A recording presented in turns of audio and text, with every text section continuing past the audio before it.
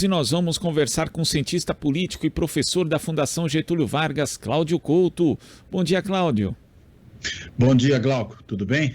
Tudo certo. Tentando aí, obviamente, né, a gente que acaba trabalhando no 7 de setembro se recuperar desse dia que foi bastante longo, né, Cláudio?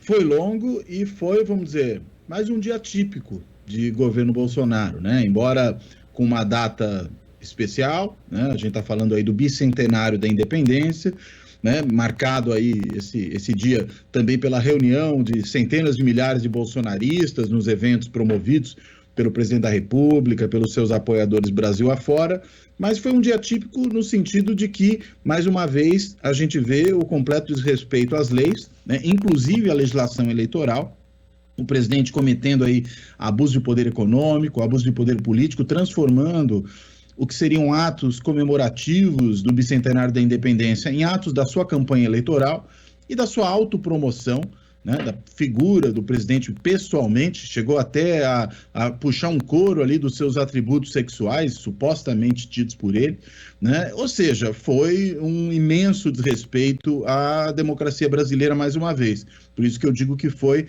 mais um dia típico do bolsonarismo e, desse ponto de vista, nada muito surpreendente, né? Aliás, ontem eu diria não houve nenhuma surpresa. Tudo que a gente imaginava que poderia acontecer, aconteceu. Tinha muita gente, porque o bolsonarismo tem, de fato, um apoio bastante significativo junto à sociedade brasileira, daí a sua resiliência, esse apoio que ele consegue sempre manter ali em torno de 30% do eleitorado, que aprova o seu governo, que diz que vai votar nele, e aí não seria de se espantar que num dia como ontem, com toda a convocação que foi feita, com todo o aparato governamental posto para trabalhar a favor disso, inclusive também com o uso da propaganda eleitoral no rádio e na TV na véspera, para fazer um novo chamamento a essa base bolsonarista para que ela fosse às ruas, não seria de se estranhar que houvesse tanta gente naquele lugar. E, enfim, o presidente atacando adversários, fazendo críticas ao funcionamento do sistema político brasileiro, fazendo ameaças não tão veladas assim ao próprio funcionamento do Supremo Tribunal Federal, né? Não xingou, não usou palavrão, não chegou a nominar de maneira mais direta nenhum dos membros do Supremo ou o próprio Supremo do ponto de vista de um ataque direto, mas deixou nas entrelinhas e permitiu que o coro de ataque tanto aos seus adversários políticos quanto o Supremo Tribunal Federal, adversários políticos eleitorais, vamos dizer assim, e o Supremo que ele transformou num inimigo político também, né, que, enfim, todos fossem ali atacados, instrumentalizando o 7 de setembro. É mais um dia de ladeira abaixo do país.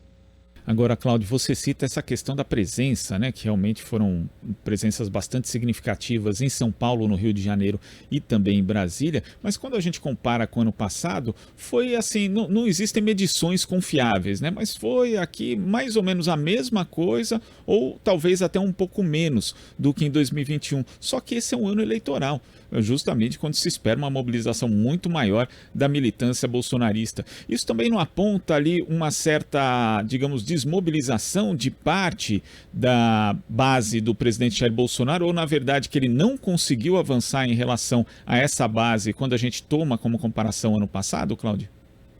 Olha, eu acho que os atos foram grandes por si mesmos, né?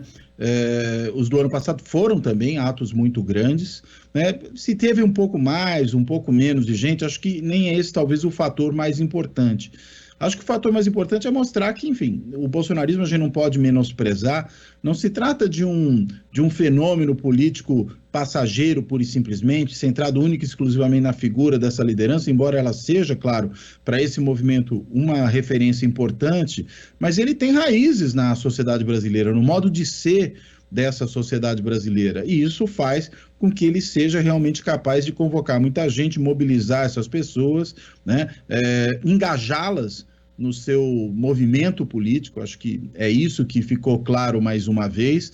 Agora, a gente não pode imaginar que vai conseguir traduzir imediatamente esse número que chama atenção do ponto de vista de presença na rua em uma votação portentosa, né? É uma votação significativa de qualquer maneira. Hoje o presidente seria um candidato competitivo para ir para o segundo turno, não para ganhar, mas para ir para o segundo turno. Isso é um desempenho político relevante. Mas gente na rua, milhares de pessoas na rua, não significam milhões de votos na urna. né? É isso que eu acho que precisa ser entendido. E só para mencionar um exemplo, o meu colega Christian Lynch, lá da Unirio e do IESP, da UERJ, ele chamou a atenção de uma coisa muito importante, até ontem mesmo, né? Acho que numa postagem que ele fez no Twitter. O Christian Lynch, ele chamou a atenção que 2 dias antes do rechaço no Chile à nova proposta de Constituição, houve milhares de pessoas na rua marchando em prol do novo texto constitucional. Resultado a gente viu 2 dias depois, né? Uma derrota fragorosa do novo texto por 2/3. Então, não é porque o Bolsonaro coloca centenas de milhares na rua que ele vai, a partir daí, ganhar a eleição. Claro, ele vai instrumentalizar isso na campanha, vai tentar demonstrar aí que é alguém que tem muito apoio popular, né? Que está forte, mas daí a se tornar alguém vitorioso eleitoralmente vai uma distância monumental. Né? E eu acredito que a situação dele, do ponto de vista eleitoral, é muito menos vistosa do que a situação que ele consegue demonstrar quando chama os seus próprios apoiadores à rua. Agora, em termos de discurso mesmo, Cláudio, desde ali do café da manhã, passando pelos discursos feitos em Brasília e também no Rio de Janeiro, a gente pode falar em moderação se considerar o nível habitual do presidente da República, que não é exatamente o mais moderado, mas ainda assim ele fez ataques muito fortes, né? Terceirizou, digamos, o ataque também ao Supremo Tribunal Federal em Brasília, quando ele depois disse que era a voz do povo, né, que vaiou o STF com aquela deixa, né, dele ali naquele momento, mas assim, ele acabou falando praticamente para o mesmo segmento de sempre. Ele não consegue ir além disso, Cláudio? Eu acho que ele não consegue ir além, né? O Bolsonaro é um líder de seita, né? E um movimento sectário como esse movimento dele, ainda que seja uma seita grande, tem por definição muita dificuldade de se amplificar, né? De arrebanhar o apoio de outros setores da sociedade. Ele não se importa, né, com outros setores da sociedade. É um movimento não pluralista, ou seja, quem não está com ele está contra ele, quem não é do seu povo não é povo, né? É uma ideia de democracia profundamente autoritária, por paradoxal que seja essa expressão, porque é a ideia de uma democracia em que apenas aqueles que pensam igual, em que se comportam igual, que têm exatamente as mesmas crenças, as mesmas ideias, é que pertencem ao povo que pode participar desse jogo democrático, nesse entendimento do Bolsonaro. E aí, consequentemente, todo mundo que está fora não merece ser levado em consideração. O resultado, claro, não é só apenas uma postura excludente, autoritária, prepotente, arrogante desse tipo de liderança política e do movimento que essa liderança carrega, mas é também a dificuldade que tem de ampliar o seu eleitorado. E a gente vê que isso tem implicações que apontam para uma muito provável derrota eleitoral do Bolsonaro nesse ano. Eu acho que é importante, de qualquer maneira, aguardar as pesquisas que devem sair até o final da semana. A gente sabe que tem Datafolha no final de semana, né? Deve sair IPESP, enfim, uma série de pesquisas para verificar um pouco o impacto que essas manifestações do dia 7 de setembro tiveram na percepção do eleitorado. Né, se foi um impacto mais positivo ou mais negativo. Porque, ao mesmo tempo, claro, que mostra força junto a esse povo que o apoia, esse povo específico, que fique bem claro aqui, pode, na realidade, até pelo montão de ilegalidades que foi cometido, acabar afastando outros. Né? Outras pessoas podem falar, olha, esse presidente não tem compostura, ele na realidade não respeita a separação entre o que é partidário e o que é do Estado, o que é do interesse comum e, portanto, enfim, não merece o meu apoio. Vamos ver se na realidade deu mais certo ou deu mais errado. Não dá para a gente vaticinar isso também com toda certeza. Eu gostaria de esperar até sexta-feira, sobretudo Datafolha, para ver o que vai aferir em relação ao impacto dessas manifestações de ontem, que pode até não ser a rigor nenhum, né? De repente fica tudo exatamente como estava. Quem já não gostava continua não gostando, né? Quem estava com o Bolsonaro não vai também achar um problema isso que ele fez ontem, porque perto de outras coisas que ele fez, nem é o pior, né? Para quem deu de ombros para a mortalidade brutal que nós tivemos na pandemia, né? Que permitiu que a gente beirasse aí os 700 mil mortos, né? Que postergou a compra de vacina, permitiu corrupção na vacina. Bem, o que é aí uma manifestação roubando, sequestrando o 7 de setembro do bicentenário da independência? A rigor não é nada. Então, muita gente aí que até hoje não se tocou do perigo e do dano que o Bolsonaro representa para o país, não acho que é agora que vai se aperceber disso. Agora, Cláudio, o que eu acho impressionante é esse instinto, né? Como aquela fábula do escorpião que atravessa ali o rio e acaba picando, né? E afundando junto. Mas é esse instinto de Jair Bolsonaro de ser misógino. Né? É impressionante, ele não consegue esconder isso, porque no debate ele foi, segundo a sua própria campanha, com a intenção, ali teve até uma pergunta para atrair pelo menos as mulheres de um setor mais conservador da sociedade, aquelas que se preocupam ali com a família, mas ele chega e agride a jornalista Vera Magalhães. Ontem também ele chega, fala ali da Michelle, invocando essa questão da família tradicional, tal, fala que os solteiros devem procurar uma princesa para serem felizes como ele, e de repente solta aquele negócio ali do imbrochável, um momento constrangedor com o presidente de Portugal ao lado. E eu fico imaginando, Cláudio, essa mulher que ele quer ali conquistar o voto, né, da família conservadora, eu acho que as supostas ereções do presidente não vão ser um tema na mesa de jantar ou de almoço de uma família conservadora. Então é impressionante como essa misoginia dele fica tão exposta, o machismo, e ele não consegue chegar nesse segmento, né, Cláudio? Não consegue. Acho que até afasta esse segmento, né? Eu vi alguém brincando, agora não vou conseguir dar o crédito devido a quem teve esse estado de espírito para lembrar disso, mas são ereções não auditáveis, né? Essa do presidente da República. Ele se gaba disso. Acho que quem fica falando tanto disso, né, precisa dizer com tanta necessidade, é porque talvez não seja, assim, digamos, tão seguro, né, da sua própria sexualidade, da sua própria masculinidade, da sua própria virilidade. Senão, não precisava ficar dizendo à torta e à direita, enfim. E faz isso logo depois de beijar sua esposa, ou seja, um ato, além de tudo, de uma deselegância profunda, que não é um ato que cabe a um presidente da República. Mas, enfim, o que é mais uma flecha para São Sebastião, né? O Bolsonaro está o tempo inteiro cometendo esse tipo de transgressão. Agora, eu acho que afasta outras mulheres, né? Que mulher gostaria de ser submetida àquela situação que o presidente submeteu sua própria esposa naquele momento? Né? Ser exposta dessa forma como objeto sexual do imbrochável.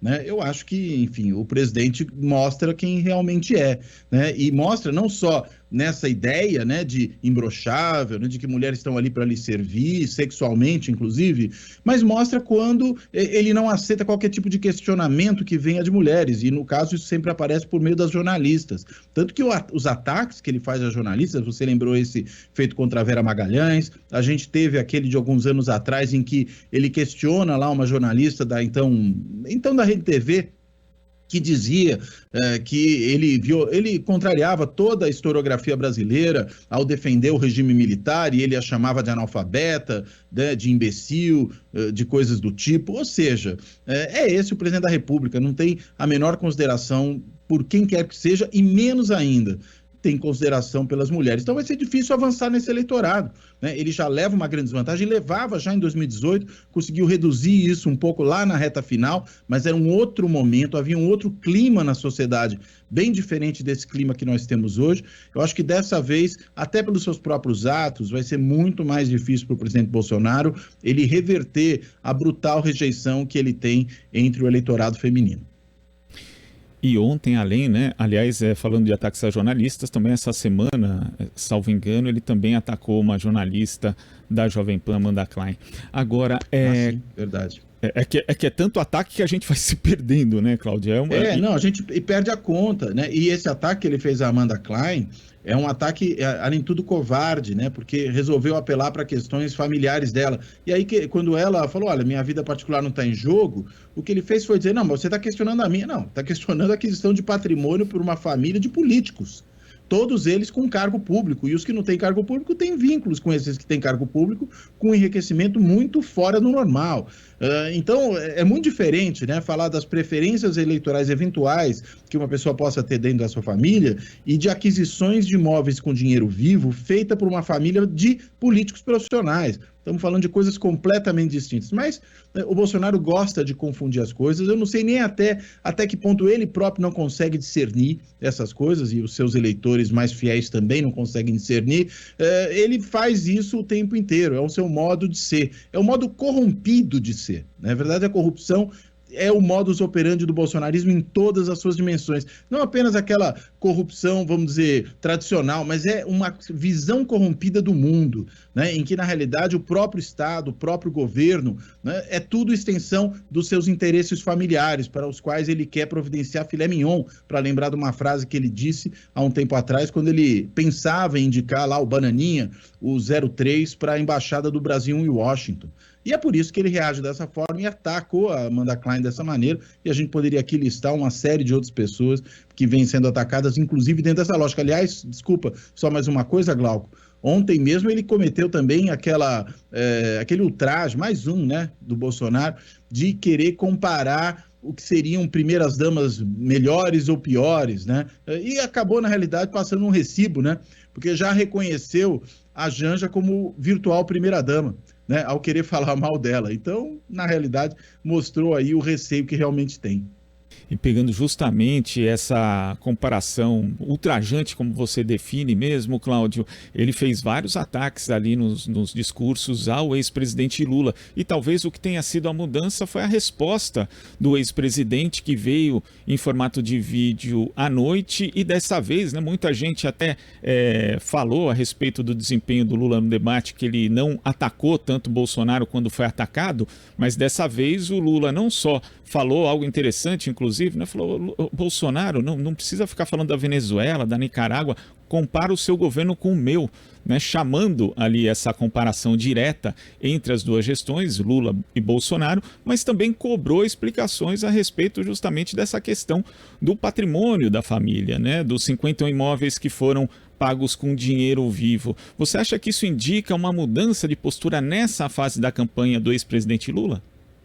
Eu acredito que possa sim indicar, né? O Lula estava muito apático, né, no debate da Band Cultura Folha UOL, né? E essa apatia que ele demonstrou ali, talvez até por excesso de cautela, né, por ter procurado ir para aquele debate de forma pouco agressiva, não tentar criar uma situação de, digamos, rejeição ao que poderia ser considerado um comportamento não presidencial, podemos assim dizer, naquele momento do debate, acho que pecou pelo excesso contrário, né? Acabou ficando realmente muito retraído, jogou muito na retranca. O melhor momento do Lula no debate foi aquela resposta que ele deu à Soraya Tronic, né? Quando ela disse que não via o que o governo dele tinha feito, ele falou, você não vê, mas a sua empregada viu, o seu faxineiro viu, o seu motorista viu, o seu jardineiro viu. Foi uma resposta perfeita. Aquilo é que o Lula, enfim, mostra do ponto de vista da sua capacidade de liderança, como ele é uma liderança de perfil distinto de outros que estão ali postulando o cargo, né? Agora, se ele tivesse tido essa postura em todos os momentos no debate, teria ido melhor.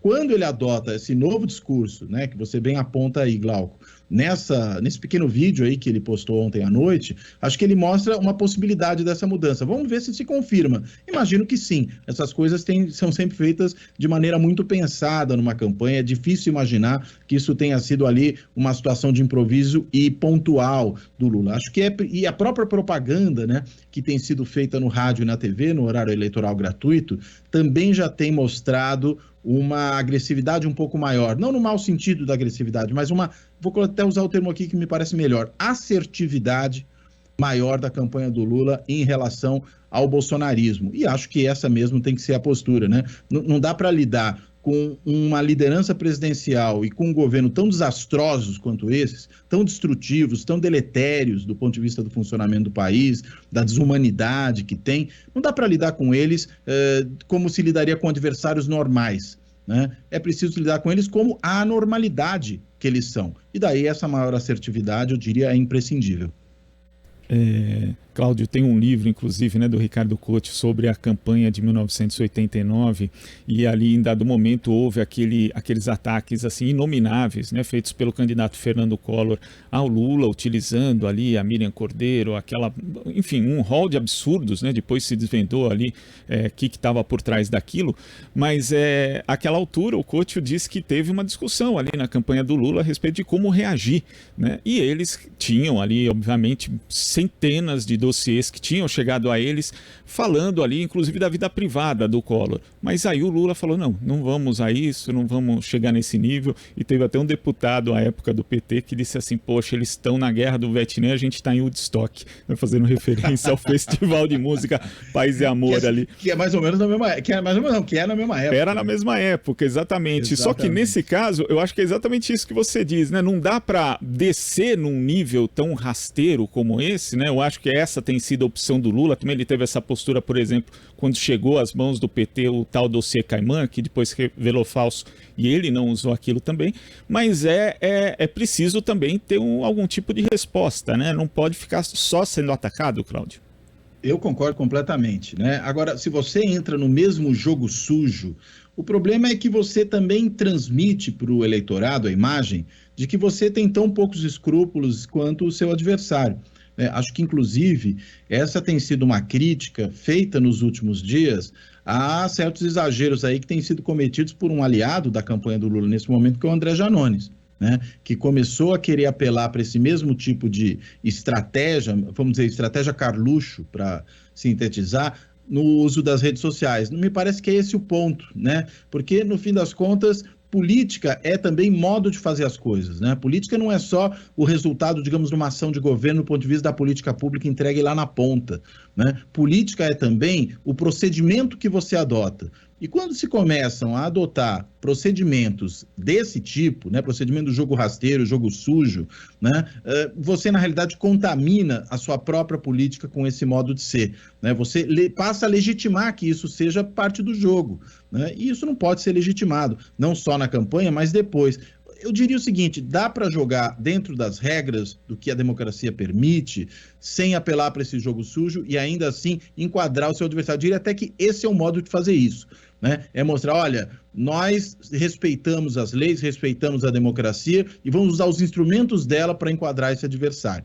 Acho que, inclusive, isso tem que ser tomado em conta para ações que vão ser levadas adiante contra o Bolsonaro por todos os abusos cometidos no dia de ontem. Não só no dia de ontem, mas eu estou falando agora especificamente disso. Né? Acho muito pouco provável, não há tempo e nem seria prudente que essas ações tivessem seu desfecho antes da eleição. Porque imagina, Bolsonaro, por exemplo, uma candidatura cassada antes da eleição, aí vai falar que perdeu no tapetão, coisa do tipo. Não, deixa ele perder nas urnas, só que depois eu acho que essas providências têm que ser tomadas, inclusive do ponto de vista da sua elegibilidade. Bolsonaro precisa se tornar, logo depois dessa eleição, inelegível por um prazo de 8 anos, né, que é o que a lei prevê, por conta de todas as atrocidades que ele cometeu. Né? Isso não pode ficar impune. E eu acho que é essa a regra do jogo que tem que ser usada. Não o jogo sujo, não a criação de mentiras, não é isso que resolve, mas é a severidade da lei aplicada no momento certo. Acho que é isso que tem que ser utilizado. Cláudio, muito obrigado pela sua participação hoje aqui no Jornal Brasil Atual. Lembrando, né, que na sexta para o sábado, à meia-noite, tem um novo Fora da Política Não Há Salvação? Tem sim. E eu falei agora há pouco, né, do meu colega, o Christian Lynch, né, e ele vai estar justamente nesse episódio, né, ele está lançando um livro agora que se chama O Populismo Reacionário, junto com um colega dele do IESP da UERJ, o Paulo Cassimiro, né, e os dois participaram aí comentando exatamente o que é o tal do populismo reacionário e, evidentemente, né, avaliando esse cenário. A gente gravou ontem à tarde, né, o programa, então já pôde pegar aí os eventos do 7 de setembro, aproveita para falar deles também, e sobe tanto para o YouTube como para as plataformas de podcast a 0 hora de sábado ou, como algumas pessoas preferem, meia-noite de sexta. Mas, enfim, na data de sábado, 0 hora, está lá disponível para quem quiser ouvir. Cláudio, muito obrigado. Até a próxima. Obrigado, Glauco. Um abraço para você e aí para todo mundo que nos escuta e nos assiste. Abraço. Conversamos aqui com o professor da Fundação Getúlio Vargas, cientista político Cláudio Couto. Estamos apresentando Jornal Brasil Atual. As notícias que os outros não dão.